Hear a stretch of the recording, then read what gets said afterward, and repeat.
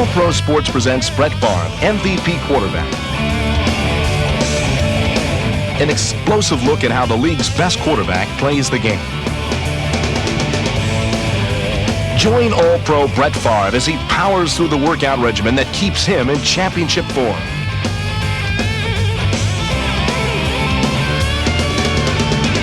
Brett Favre takes you inside the fundamental skills that make him the best, along with the help of Green Bay Packers center Mike Flanagan.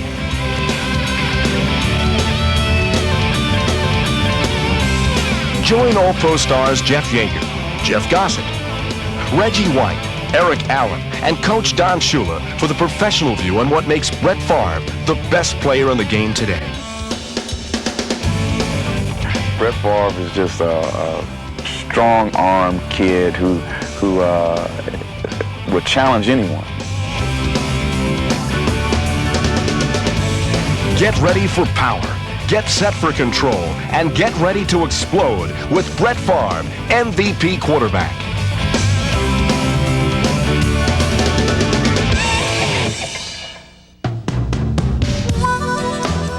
Brett Favre was born in 1969 in Gulfport, Mississippi. Brett's family moved to Kill, where his father coached at a nearby Pass Christian high school. I first picked up a football probably at 2 or 3 years old. My dad was coaching, and I was always around it. So as young as I can remember, I had a football in my hand. At 14, Brett entered Hancock North Central High.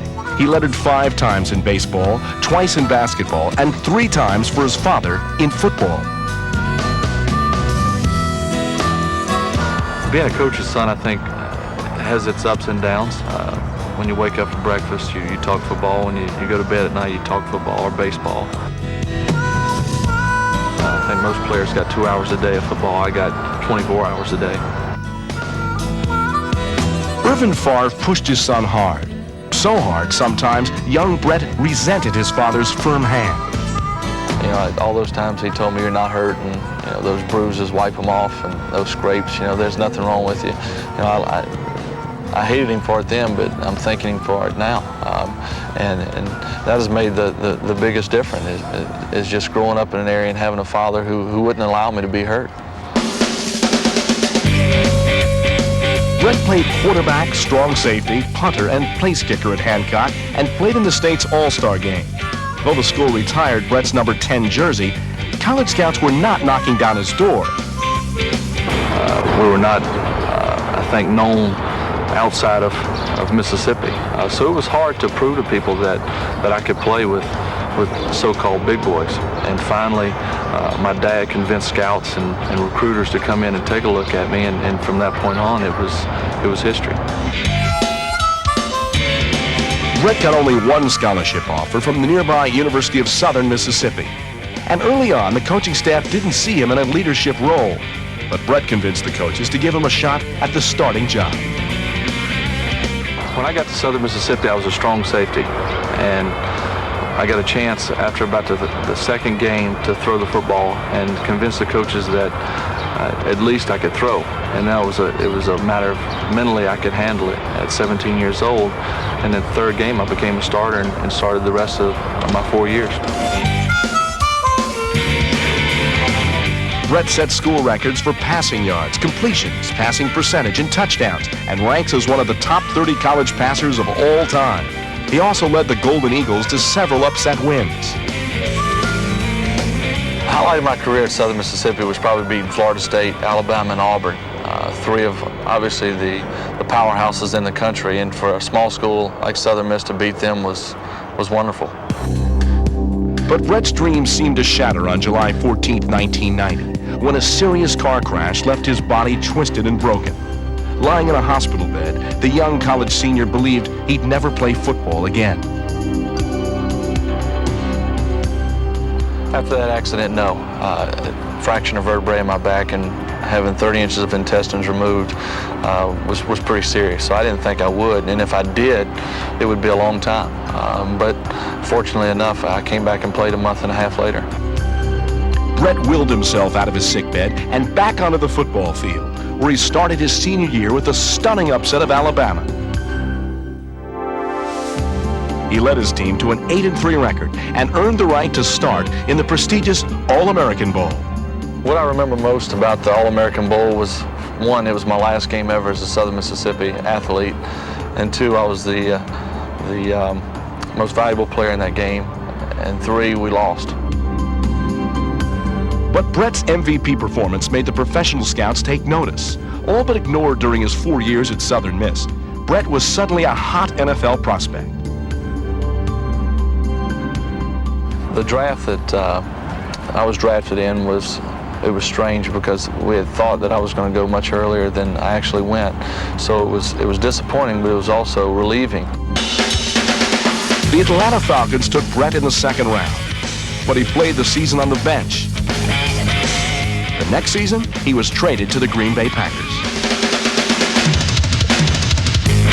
Looking back at my career, there's been so many ups and downs, and that was definitely a low point in my career, and it did make me question how good I was and if I could compete with the players throughout the NFL. So it made me kind of step back and take a look at what was going on. But I think that was good. It was good for me because it was kind of a slap in the face, and it made me work even harder. Brett Favre is now certainly one of the premier quarterbacks in the National Football League, and a guy that everybody expects to lead his team to the championship. Hi, I'm Brett Favre. I want to show you what it takes to be a leader on the football field. As a quarterback, you are the key player of the offensive unit, and you must perform with exact precision and the utmost poise and confidence in order to inspire your teammates and execute the offensive game plan. You must have the size and strength to stand up in the face of an attacking defense and the quickness and agility to properly execute the offensive plays. Here's what I do to maintain my size, strength, quickness, and agility. I always begin each workout session with a stretching exercise. I warm up before any strenuous exercise to avoid muscle pulls or tears. The shoulder stretch loosens up your arm for throwing.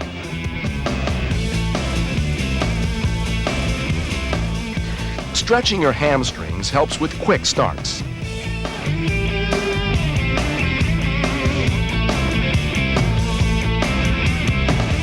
Stretching your back is important for throwing and bending.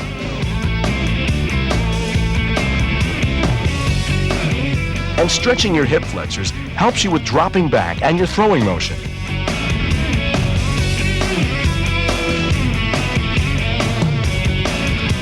I also follow a running program.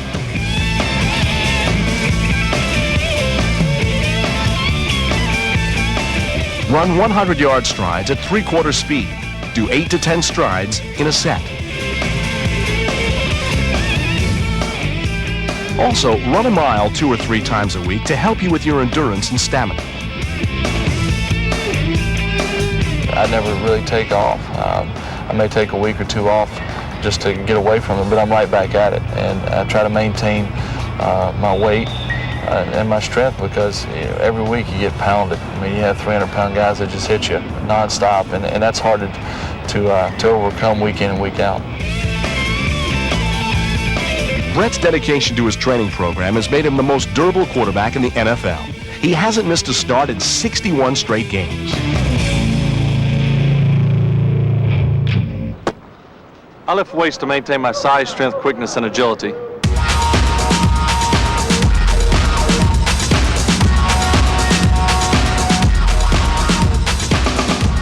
Brett starts with the bench press. He sets it at a weight that feels comfortable.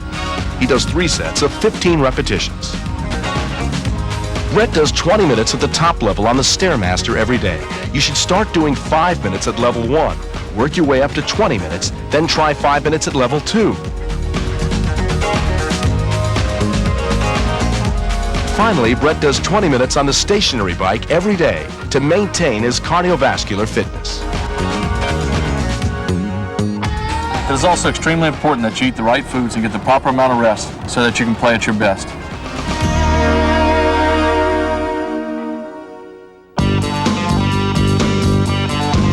The clothing and equipment I use reduces my risk of injury and helps me perform at my best. One of the most important things in football is the helmet. A quarterback's face mask has an open front, which allows for a greater range of vision. It allows you to either throw or catch the football without any interference. Secondly, we have the shoulder pads here. Quarterback pads protect the back and are short on the shoulders, which allows for a full range of arm movement. Cleats. All I want to say is just get a comfortable pair of cleats with obviously the spikes on the bottom for gripping. The hardest thing to me playing the position is to do it every week at a high level. And people kind of look at me strange when I say that. They want me to say throwing the down and out, or throwing a crossing route, or avoiding big guys coming at you. It's not that. You know, that's just part of the game. Quarterbacks must perform with precision as they begin each offensive play and set the stage for its success.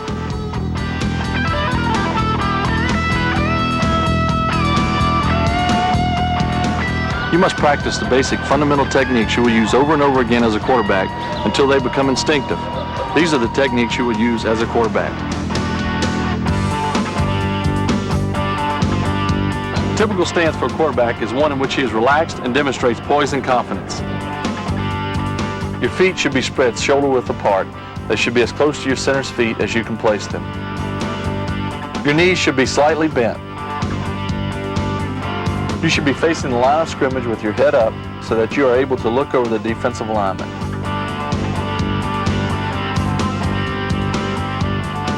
At most levels of football today, coaches call all the offensive plays from the sidelines to reduce the quarterback's responsibilities.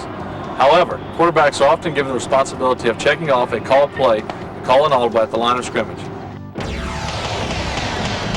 You call an audible to take advantage of the defensive alignment you encounter upon breaking the huddle and coming up to the line. This is what to do if you're calling the plays. As your teammates form the huddle, make your observations about the down and the yardage needed for a first down. Then join your teammates in the huddle. Exercise control by calling the formation, the play, and the snap count. Then call break to break the huddle. Wait for your team to set up in the formation called at the line of scrimmage. Set up behind the center and prepare for the snap of the ball. Check the defense to make sure the play called will work against the alignment. If not, call an audible at the line of scrimmage to change the play. When calling signals to start a play or change a play at the line of scrimmage, you must speak loudly and clearly enough so that your teammates are able to hear the signals and react at the snap of the ball. Call out the signals in a sharp cadence. Develop a rhythm so the offense can react as a team at the snap of the ball and execute the play. Here's some sample play calling. Green 19. Green 19. Red 18. I definitely believe that to be the quarterback on any level, from 5th grade to your last year in the NFL, you have to be the guy in charge. I mean, that's just the way it has to be, and there's no alternative. As you call out the snap count, be ready to receive the ball.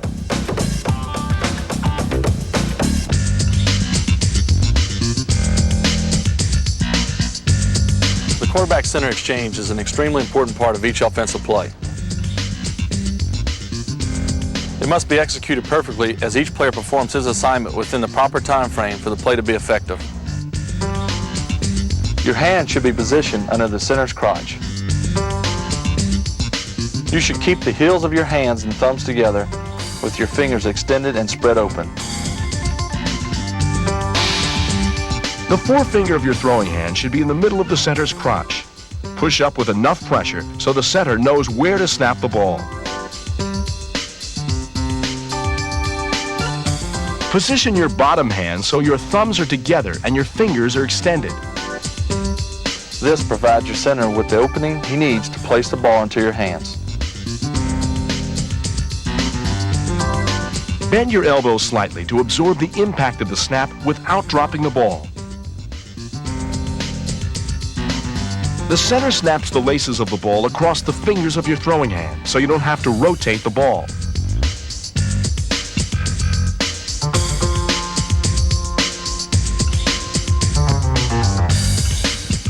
You should be looking downfield as you take the snap from the center. On running plays, you should turn your head in the direction of the running back who will be getting the ball. On passing plays, bring the ball into your body and raise it to its throwing position as you drop back. Practice the center quarterback exchange over and over again until it becomes natural to both of you. Here it is in real time. Favre was anything but confident when he was called from the bench by the Packers in 1992. My first NFL game I remember as it was yesterday. It was Cincinnati. We were down 17-3, and I played awful up until the end. With seconds remaining, Coach Mike Holmgren looked to Favre and receiver Kittrick Taylor for a come-from-behind miracle.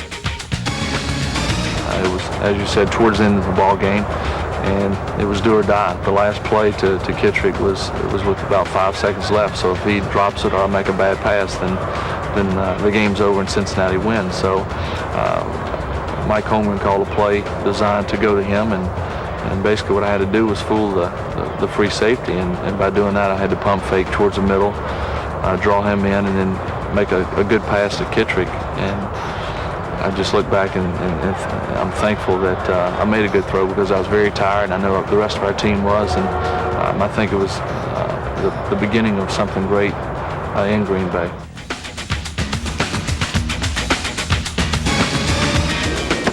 Timing on every play is critical to its success, so it's extremely important for you to use the proper footwork and ball handling techniques in executing both running and passing plays. You must maintain your balance with your weight evenly distributed throughout your stance at the beginning of each play. Push off with your off foot and move in the direction of the play.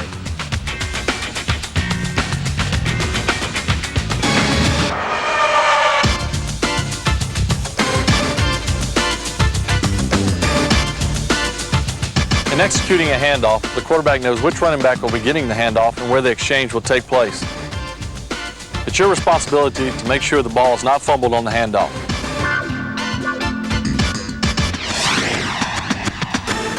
Keep both hands on the ball as long as possible. Make whatever adjustments need to be made for the running back's path and speed. Keep your eyes focused on the midsection of the ball carrier. Make the exchange with your lead foot on the same side as the hand you use to place the ball. You will have better balance and greater reach than if you cross over to make the handoff.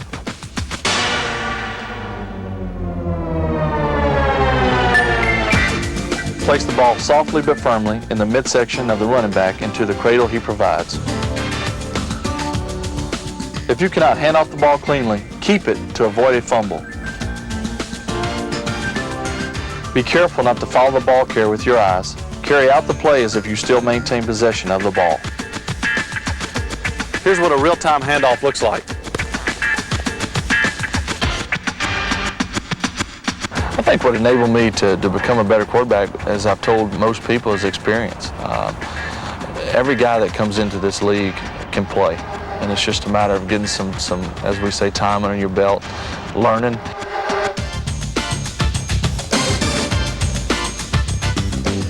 In faking a handoff, you must cover up the play and deceive the defense whenever possible. This makes the play more effective.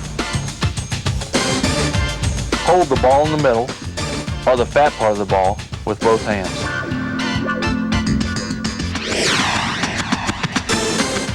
Place an empty hand in the stomach of the ball carrier and place the ball on your far hip. As the running back goes by you, pull your hand out of his midsection. At the same time, extend an empty hand and follow the running back with your eyes. Maintain your poise and follow through in a strong, confident manner without making your next move too quickly. This will give the defense an opportunity to believe the fake. Now watch it in real time. Brett Favre was a model of confidence when Green Bay faced the Chicago Bears on November 12, 1995. And he's just such a good talent, young, and he's just a young gun ready to explode.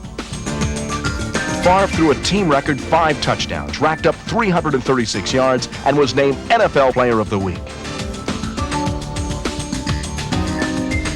That selection had a lot of meaning. I think every honor that I've ever received has been special, but gradually throughout my pro career, more and more good things have happened, and with each one I feel more and more like one of the elite in this league, and that was kind of I think the snowball effect there. That kind of proved to me that, hey, if you can become Player of the Week, then you can become Player of the Year.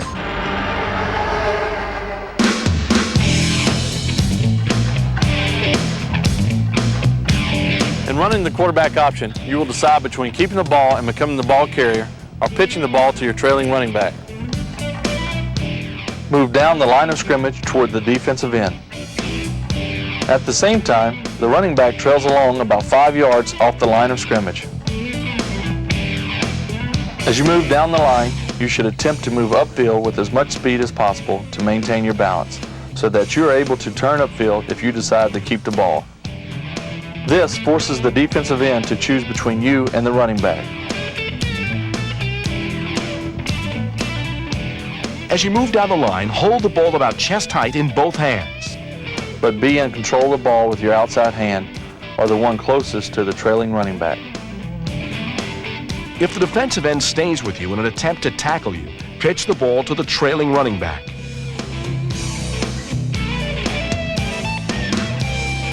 If you choose to toss the ball to the trailing running back, be sure to toss the ball to him with a controlling hand at chest height.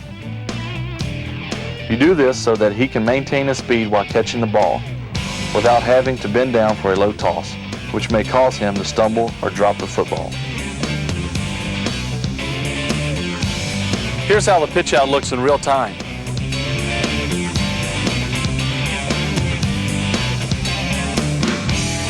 If the defensive end moves across the line of scrimmage toward the running back, you keep the ball, plant your outside foot, and turn upfield as the ball carrier. And here's what the keep looks like at full speed.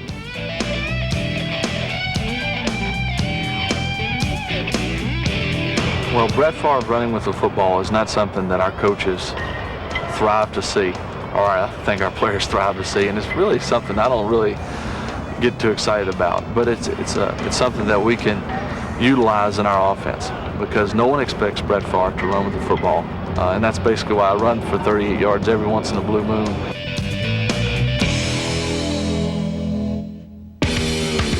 An offensive team will be more effective if the quarterback is a skilled passer and if the offense is able to execute passing plays with as much effectiveness as it executes running plays. The defensive team doesn't know if the play will be a pass or a run. So if the quarterback is a skilled passer, the defense will be forced to defend against a successful passing attack. It will also be vulnerable to the offense's running game. At the snap, drop back to allow the offensive lineman to form a protective pocket around you. This gives you enough time to get your proper depth and spot your receiver. Once you decide to throw, step up into the pocket, push off your back foot, step towards your intended receiver, and complete the pass. You have to have a special relationship with your linemen for one reason: they protect you, and it's about as simple as it gets. In throwing the football, you should use the following techniques when preparing to pass. Hold the ball in both hands at the ready position. As you prepare to throw the ball, take a step forward with your off foot in the direction you want to throw. As you step forward, you should bring the ball behind your ear while gripping it with your fingers across the laces, with your index finger close to the tip of the ball to guide your pass. You should maintain some space between the palm of your hand and the football. As you release the ball, you should let it rotate off the palm of your hand to your fingertips to give the ball a spiral motion. Your index finger should be the last finger to leave the ball, pointed in the direction you're throwing. snap your wrist and follow through like a baseball pitcher throwing a curve. Your palm should be turned out with your thumb and forefinger down. Here's how you put all those elements together.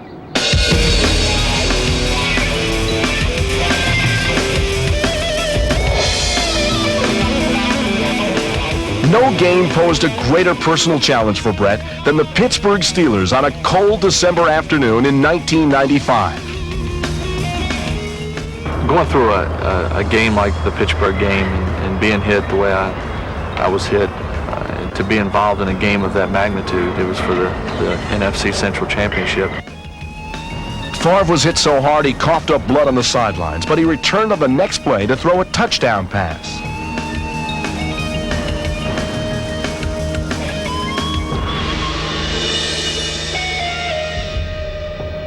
How I grew up around my father as being a tough player in a tough area, and unless your legs are broken, to continue to play at a high level, no matter what. Favre completed 23 of 32 passes and led the Packers to their first NFC championship in 25 years. I was really impressed with his toughness, and I thought that Brett Favre could lead us to the Super Bowl. Coughing up a little blood was nothing, and I knew that my dad was in the stands, so I had better get back out there. Most passing attacks are based on the drop-back pass. There are three methods of dropping back: the crossover, backpedal, and roll out.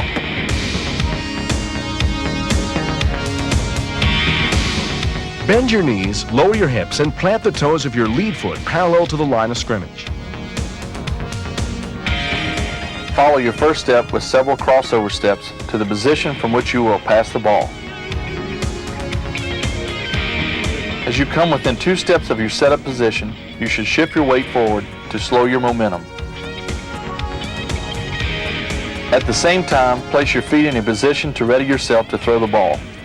This is the crossover at full speed.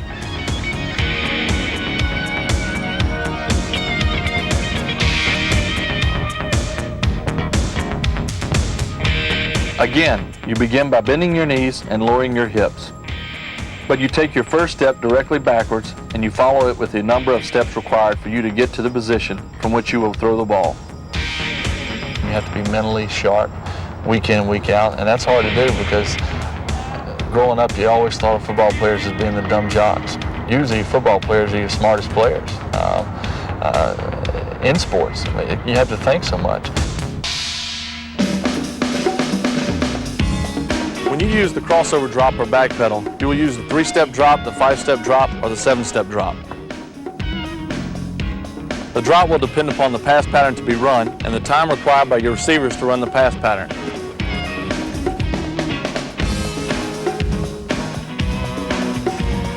On a 3-step drop, your receivers are running a quick in or an out pattern.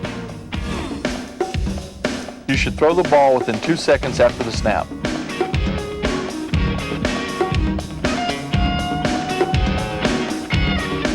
On a 5-step drop, your receivers are running individual patterns or combination patterns. You should throw the ball within 3 to 3.5 seconds after the snap.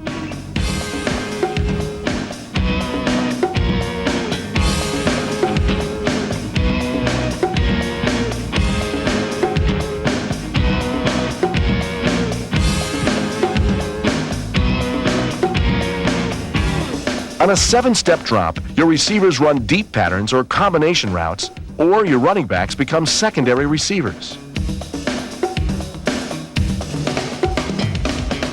You should throw the ball within about 4.5 seconds after the snap. On January 6, 1996, Brett Favre engineered one of the greatest postseason upsets in NFL history against the defending champion San Francisco 49ers.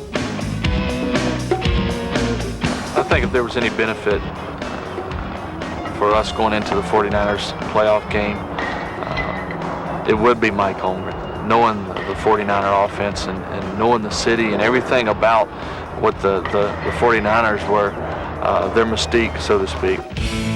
Favre and Holmgren stunned the 49ers with a 27-17 upset. Playing against one of the great teams of all time and beating them, in their park. To see Mike Holmgren's face after the game and how excited he was to beat basically his home team was truly a wonderful feeling, and it was one that I'll remember for a long time. Yeah, I did believe the Packers had a chance to win the Super Bowl, and one of the reasons I believed it was because of Brett. Though the Packers would fall to the Dallas Cowboys, Favre remained determined. If I leave this game without a Super Bowl, then I'll leave with some disappointment, and I don't want that to happen. So I'm going to do everything in my power to get that Super Bowl.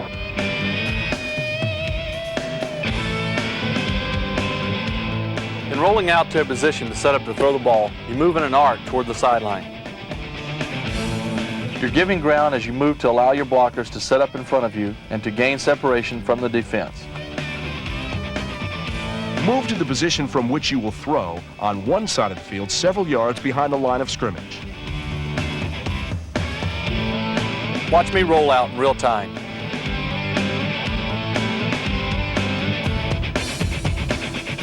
You have to let the guys have their space, so to speak. But on the football field, the most important person that I'm close to is my receivers. Keep this information in mind about the different kinds of drop back passes. The crossover type of drop back is the quickest. The back pedal is slower, but it allows you to read the movement of the defensive backs and spot your receivers as you're dropping back. The rollout is used by quarterbacks who have the ability to carry the ball like running backs, or those who need to move away from the lineman to get a better view downfield.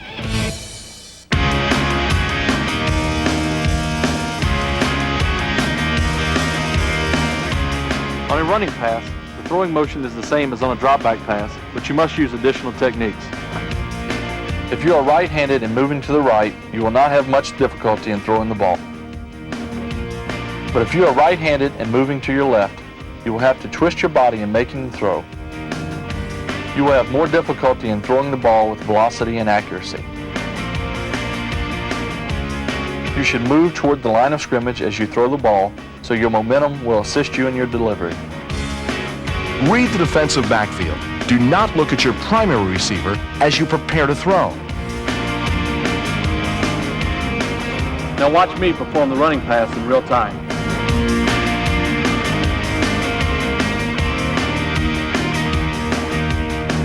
And I think, as I've always said, you got to kind of scrape the bottom of the barrel to get to the top. And I've done that. I've played in some horrible games and looked awful, but somehow you learn from that and you become a better quarterback, and that's definitely what I've done.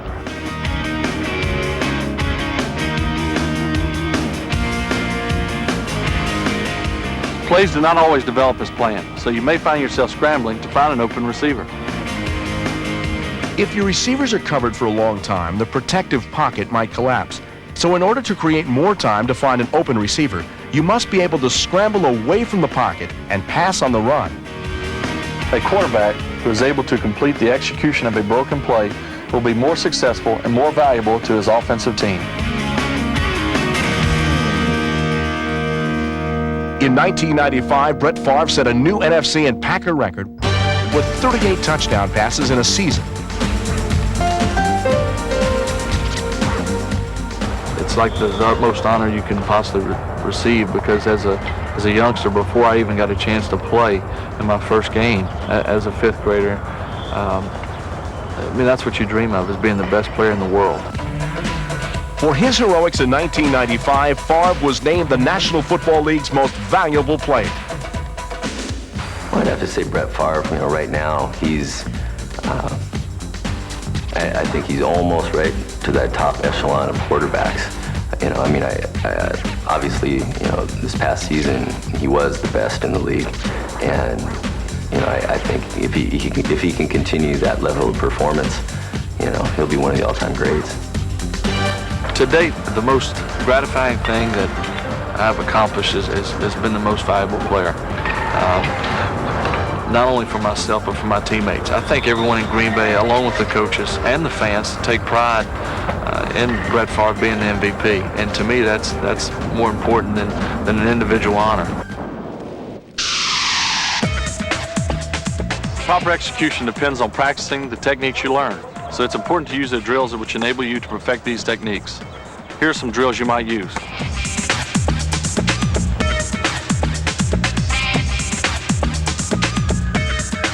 Start at the end zone, run to the 5-yard line and back, then to the 10-yard line and back, and so on to the 50-yard line. Do one entire half of the field at full speed.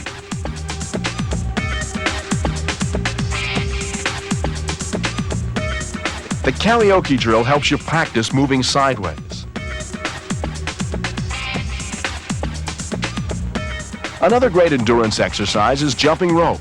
Do it as long as you can before getting tired.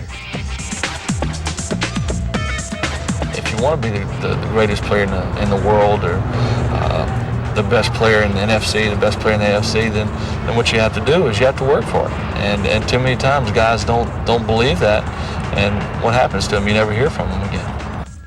Learning and practicing these fundamentals is the key to improving your game. But you also need a strong mental approach. Everything I've had to deal with hasn't been easy, good and bad. And to be here today, no doubt, is a tribute to me being able to handle mostly the bad things. And you know, I'm thankful that I'm able to accept both good and bad. The advice I would give to youngsters in any sport is that it won't be easy and it's going to be a long road, but it'll be a lot of fun. And if you believe that you can be the best in the league and want to be, then it can happen. I mean, if you want to be the best, you have to act like it, and that means on and off the field. Too many times today you hear people say this guy does not love the game, and that's upsetting to me because it's such a fun game. So I want people to say that he was the greatest player to ever play the game, and he enjoyed playing it more than anyone. If you practice these techniques, you too can become an outstanding quarterback.